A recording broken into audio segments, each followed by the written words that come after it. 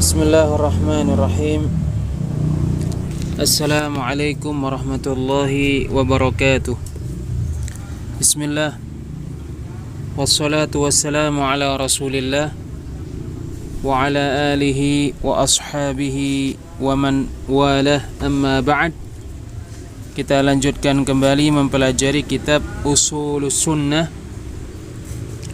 karya Al-Imam Ahmad bin Hanbal rahimahullahu ta'ala, yang dijelaskan Fadilatul Syekh Rabi' bin Hadi Al-Madkhali hafidhahullahu ta'ala. Turunnya Nabi Isa alaihi salam. Al-Imam Ahmad rahimahullahu ta'ala berkata, wa anna Isa bin Maryam alaihi salam yanzilu fayaqtuluhu bi babil Lud. Dan bahwasannya Isa bin Maryam alaihi salam turun, lalu dia membunuh Al-Masihud Dajjal di pintu Lud. Penjelasan.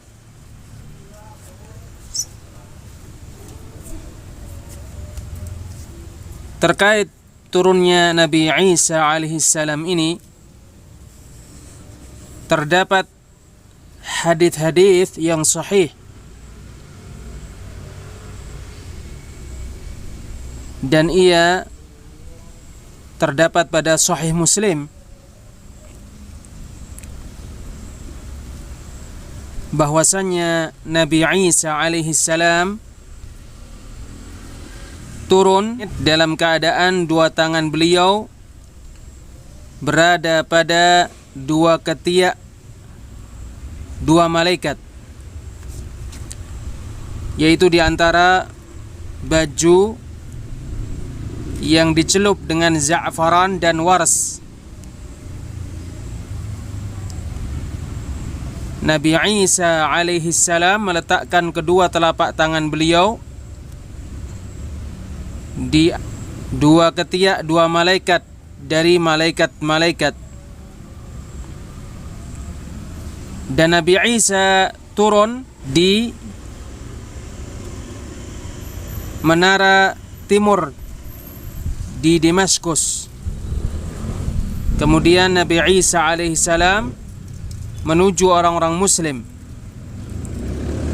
dan darinya Nabi Isa alaihissalam pergi untuk membunuh Al-Masihud Dajjal, sehingga Nabi Isa alaihissalam membunuhnya. Barakallahu fikum. Lalu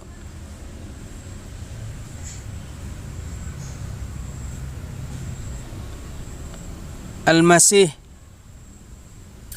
Nabi lagi Rasul ini, mengalahkan Al-Masihud Dajjal. Nabi Isa dinamai dengan Al-Masih berasal dari kata siyahah.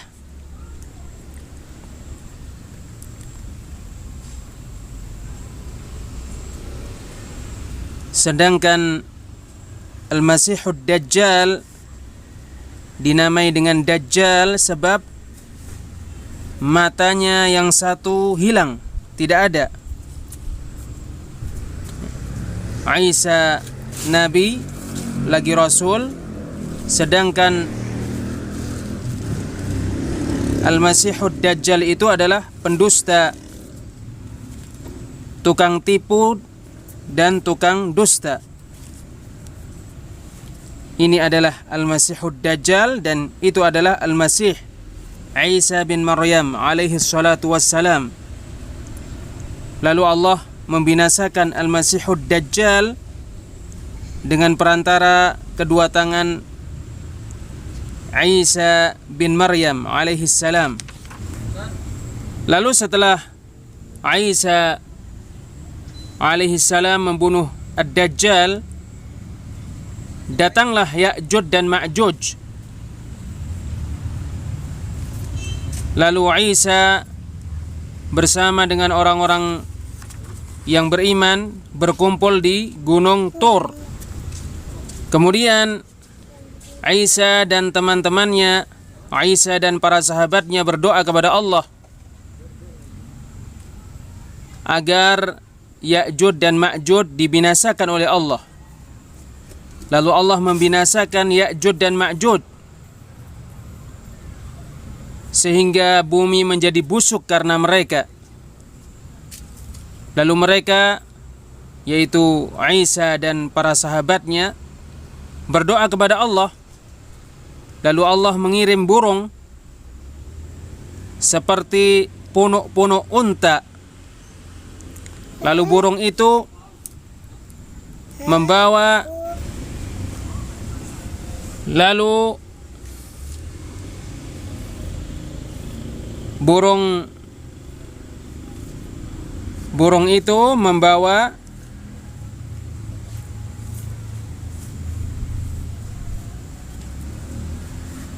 bangkai-bangkai Ya'juj dan Ma'juj sesuai dengan apa yang dikehendaki Allah.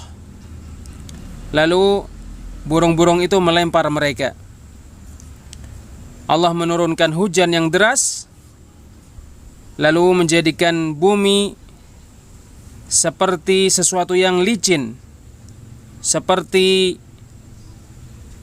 cermin yang sangat jernih. Kemudian Allah memerintahkan keberkahan-keberkahan agar ada di bumi, agar keluar di bumi, sehingga buah delima mencukupi segerombal manusia. Sejumlah manusia berteduh di bawah pohon delima. Dan Allah memberkahi susu sehingga satu perahan dari unta benar-benar mencukupi sejumlah manusia, sehingga satu perahan dari sapi mencukupi satu kabilah dari manusia, dan sehingga satu perahan dari kambing mencukupi sekeluarga dari manusia. Berkah dari Allah Azza wa Jalla. Kemudian setelah itu Allah mengirim angin kepada kaum Isa, angin yang baik, sehingga mereka meninggal dunia. Kemudian setelah itu datang makhluk-makhluk yang sangat jelek. Mereka saling mengolok-olok sebagaimana keledai-keledai saling mengolok-olok.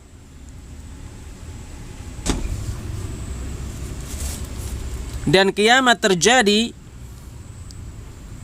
pada waktu ada orang-orang yang sangat buruk itu. Ini termasuk tanda-tanda kiamat yang besar. Di antaranya adalah keluarnya Ad-Dajjal. Di antaranya adalah turunnya Isa. Di antaranya adalah keluarnya binatang melata. Dan di antaranya adalah terbitnya matahari dari barat. Ini semuanya akan terjadi. Dan ia termasuk tanda-tanda kiamat yang besar.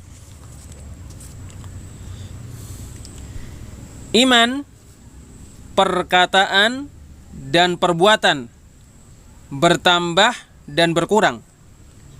Al-Imam Ahmad rahimahullahu ta'ala berkata, wal imanu qaulun wa amal,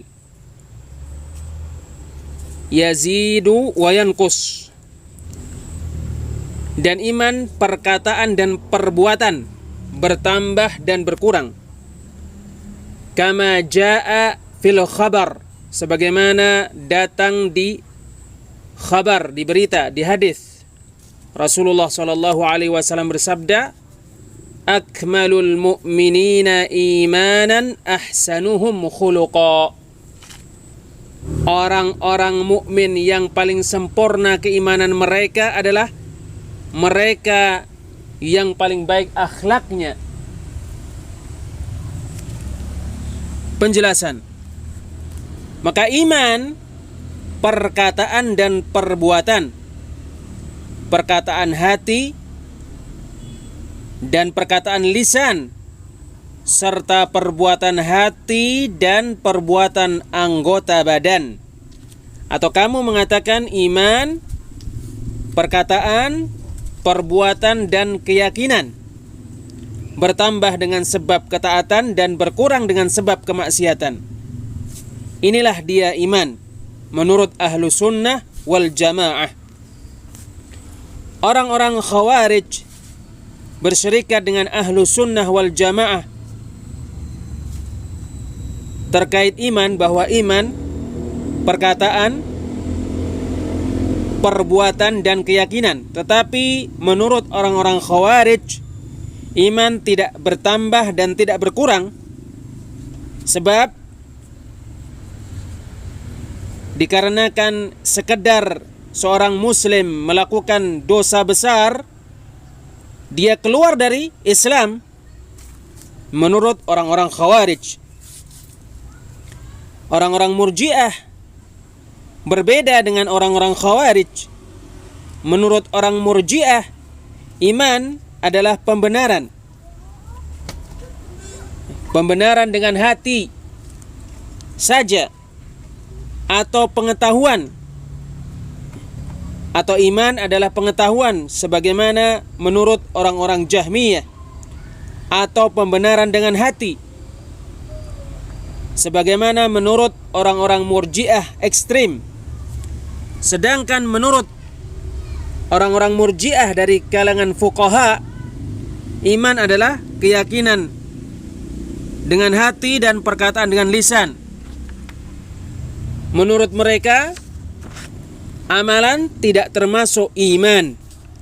Adapun ahlu sunnah, maka amalan-amalan hati dan amalan-amalan anggota badan masuk pada penamaan iman setelah pembenaran hati. Maka iman mencakup keyakinan-keyakinan dan amalan-amalan hati. Di antaranya takut kepada Allah, cinta kepadanya, berharap kepadanya, dan bertawakal kepadanya. Ini semuanya termasuk amalan-amalan hati. Dan ia adalah bagian keimanan yang paling mendalam.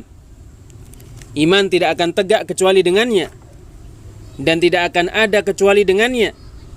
Demikian juga amalan-amalan anggota badan, di antaranya puasa, salat, zakat, dan semua beban-beban syariat seperti jihad dan semacam itu, hingga sesungguhnya menyingkirkan gangguan dari jalan termasuk iman.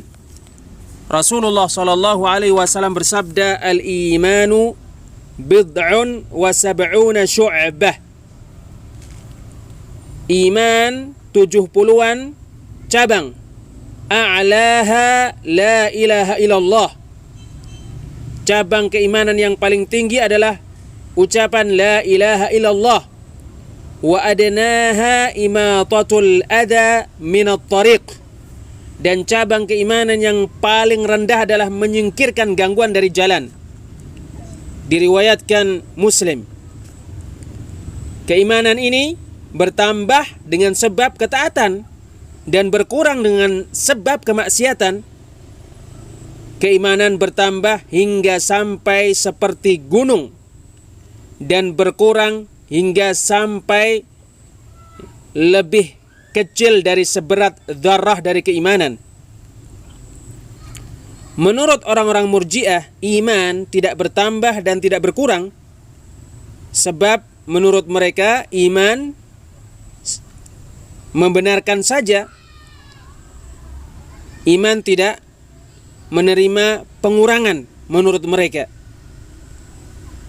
Jika pengurangan menimpanya, iman habis dan pelakunya keluar dari daerah keimanan, maka iman tidak berkurang menurut mereka. Tetapi terkait keimanan ini sama menurut mereka. Menurut mereka iman tidak bertingkat-tingkat. Menurut mereka orang yang paling jahat, orang yang paling buruk terkait keimanan sama dengan para nabi, orang-orang yang benar, dan para malaikat. Ini adalah kesesatan yang sangat besar. Sebagaimana orang-orang Khawarij berbeda dengan orang-orang Murji'ah terkait kesesatan. Sebab orang-orang Murji'ah keburukan mereka sangatlah besar. Sebab mereka menghancurkan syariat Islam dengan keyakinan yang sangat buruk ini.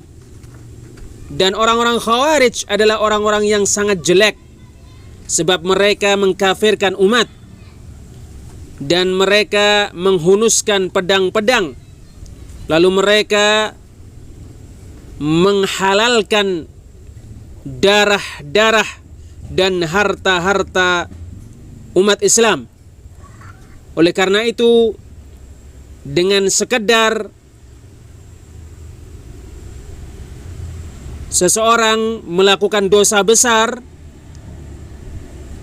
melakukan perzinaan atau pencurian atau pembunuhan, menurut orang-orang Khawarij dia menjadi kafir.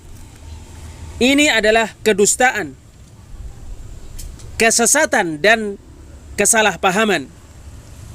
Kenapa Allah Azza wa Jalla memerintahkan untuk menegakkan hudud kepada orang yang mencuri? Allah Subhanahu wa taala berfirman di surat Al-Maidah ayat 38, "Was-sariqu was-sariqatu faqata'u aydiyahuma jazaa'an bima kasaba nakalan minallah." Pencuri laki-laki dan pencuri perempuan, maka potonglah tangan mereka berdua sebagai balasan karena apa yang mereka lakukan, sebagai siksaan dari Allah Azza wa Jalla. Kenapa Allah Azza wa Jalla memerintahkan untuk menegakkan hudud kepada orang-orang yang meminum khamar? Orang itu yang meminum khamar didatangkan, lalu salah satu sahabat berkata, "La'anakallah ma akthara ma yu'ta bik." Mudah-mudahan Allah melaknatmu, alangkah banyaknya kamu didatangkan.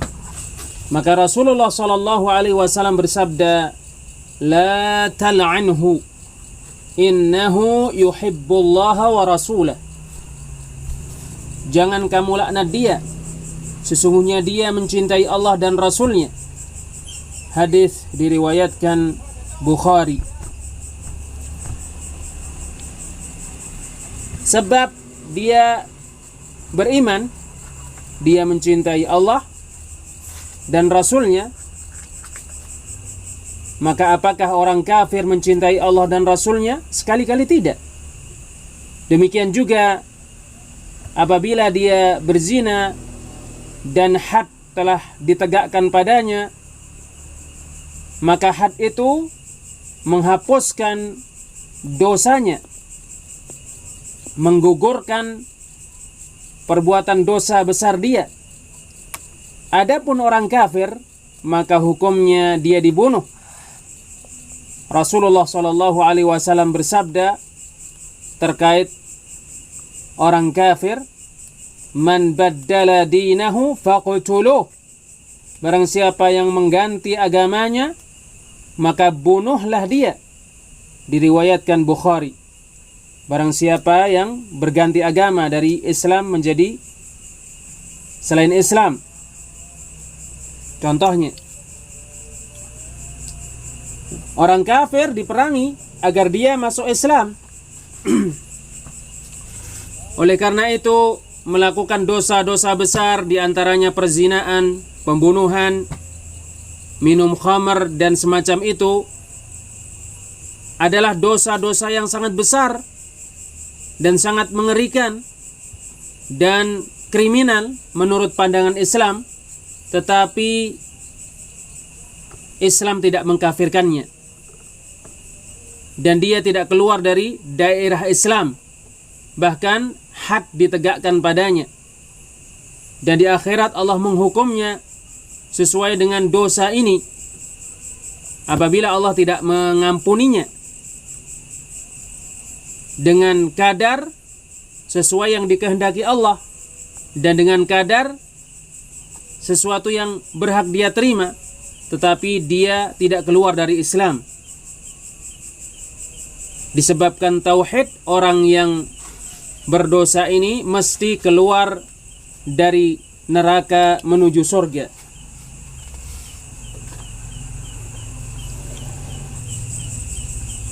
Barang siapa yang meninggalkan sholat, maka sungguh dia telah kafir. Al-Imam Ahmad rahimahullahu ta'ala berkata, wa man taraka sholata faqad kafar. Dan barang siapa meninggalkan sholat, maka sungguh dia telah kafir. Wa laysa minal a'mali syai'un tarkuhu kufrun illa sholah. Tidak ada sesuatu pun dari amalan yang meninggalkannya kekafiran selain sholat.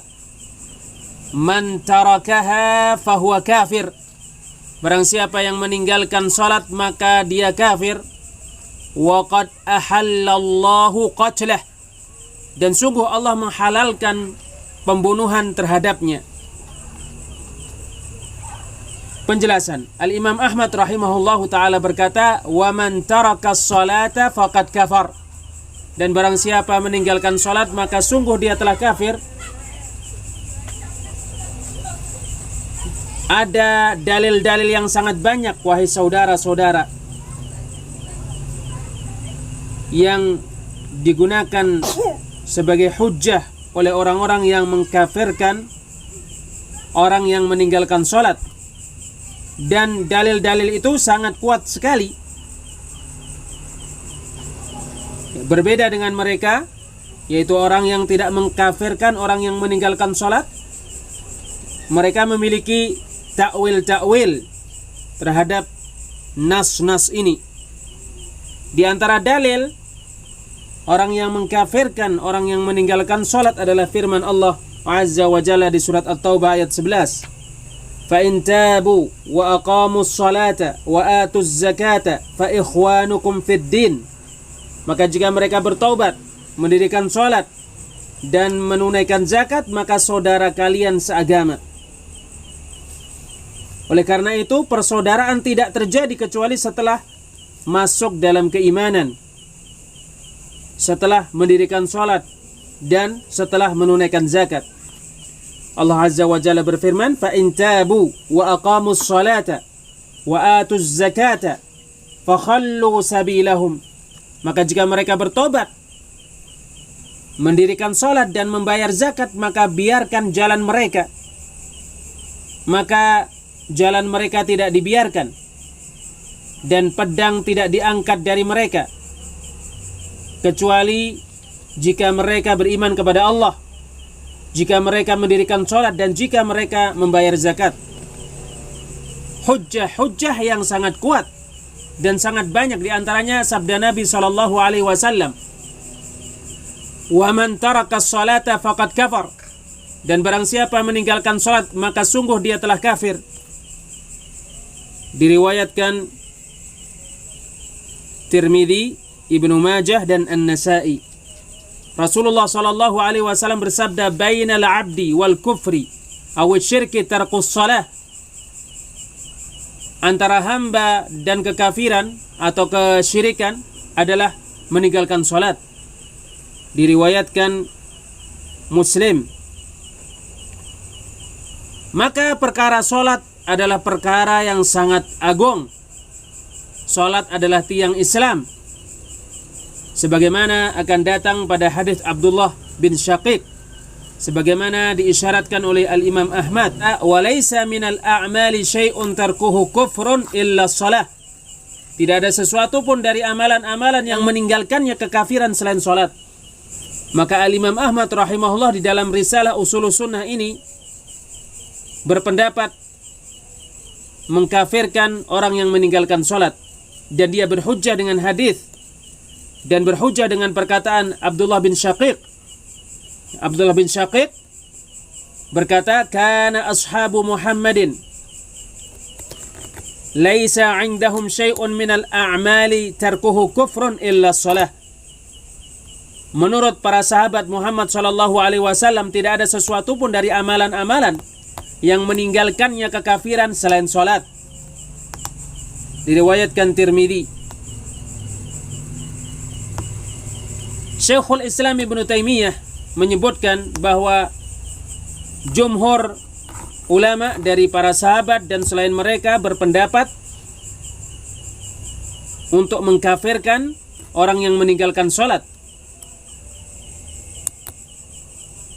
Sejumlah imam-imam berpendapat, bahkan kebanyakan dari para ulama berpendapat untuk mengkafirkan siapa yang meninggalkan salah satu dari rukun-rukun Islam, yaitu barang siapa meninggalkan sholat, dia kafir. Atau dia tidak membayar zakat, dia kafir. Atau dia tidak mengerjakan haji, dia kafir. Al-Imam Ahmad rahimahullahu ta'ala memiliki beberapa pendapat tentang mengkafirkan karena meninggalkan rukun-rukun Islam ini. Al-Imam Ahmad rahimahullah memiliki pendapat dia tidak mengkafirkan kecuali orang yang meninggalkan sholat dan orang yang tidak membayar zakat. Al-Imam Ahmad rahimahullah memiliki pendapat mengkafirkan orang yang meninggalkan sholat, dan Al-Imam Ahmad memiliki pendapat tidak mengkafirkan orang yang meninggalkan sholat, sebab perkara-perkara disangsikan, dan perkara-perkara tersebut adalah perkara-perkara yang sangat genting. Dalil-dalil dari dua sisi sangatlah kuat, sehingga terjadi pada manusia sesuatu dari perselisihan pendapat-pendapat dan perselisihan pandangan dan seterusnya. Asy-Syafi'i, Malik, Abu Hanifah, menurut mereka orang yang meninggalkan sholat tidak kafir. Sebelum itu mereka, yaitu Al-Imam Ahmad rahimahullah, Al-Imam Asy-Syafi'i rahimahullah, Al-Imam Malik rahimahullah, dan Al-Imam Abu Hanifah rahimahullah sepakat bahwa barang siapa yang meninggalkan sholat karena mengingkari wajibnya sholat, maka dia kafir. Jika dia meninggalkan sholat karena dia mengingkari wajibnya sholat, maka dia kafir berdasarkan ijma' para ulama, kesepakatan para ulama. Dan jika dia meninggalkan sholat karena malas dan karena meremehkan, maka di antara mereka, sebagaimana kalian dengar, Asy-Syaikh Rabi' bin Hadi Al-Madkhali hafizahullah ta'ala berkata, apabila dia meninggalkan sholat karena malas dan karena meremehkan sholat, maka sebagaimana telah kalian dengar, di antara mereka ada yang mengkafirkannya. Di antara para ulama ada yang mengkafirkan mereka, yaitu orang-orang yang meninggalkan sholat karena malas dan karena meremehkan. Meskipun mereka meninggalkan sholat karena malas dan karena meremehkan, ada di antara para ulama yang mengkafirkan mereka. Asy-Syafi'i dan Ahmad rahimahumullah, di dalam perkataan Al-Imam Ahmad rahimahullah dan Malik serta kebanyakan dari imam-imam menganggap bahwasannya orang yang meninggalkan sholat tidak kafir, kecuali jika dia meninggalkan sholat karena mengingkari wajibnya sholat. Adapun dia mengakui wajibnya sholat, maka mereka berselisih pendapat terkait orang yang meninggalkan sholat sementara dia mengakui wajibnya sholat. Di antara mereka ada yang berpendapat orang yang meninggalkan sholat dalam keadaan dia mengakui wajibnya sholat, dia dibunuh. Dia diminta taubat. Jika dia meninggalkan sholat duhur, dikatakan padanya, sholatlah hingga masuk waktu sholat asar. Maka jika dia menolak untuk mengerjakan sholat, maka dia dibunuh karena had. Dan menurut orang yang berpendapat bahwa dia kafir, maka dia dibunuh karena kafir. Sebab dia kafir, maka dia dibunuh sebagaimana pembunuhan yang dilakukan kepada orang-orang yang murtad. Ulama-ulama yang lainnya berpendapat bahwa dia dibunuh karena had. Dan Abu Hanifah termasuk ulama yang menganggap bahwa dia tidak dibunuh, berpendapat bahwa dia dikurung dan disiksa sampai dia sholat, atau dia disiksa sampai dia mati. Wallahu a'lam bissawab. Insyaallah kita lanjutkan pada pertemuan yang lainnya. Subhanakallahumma wa bihamdik asyhadu an la ilaha illa anta astaghfiruka wa atubu ilaik.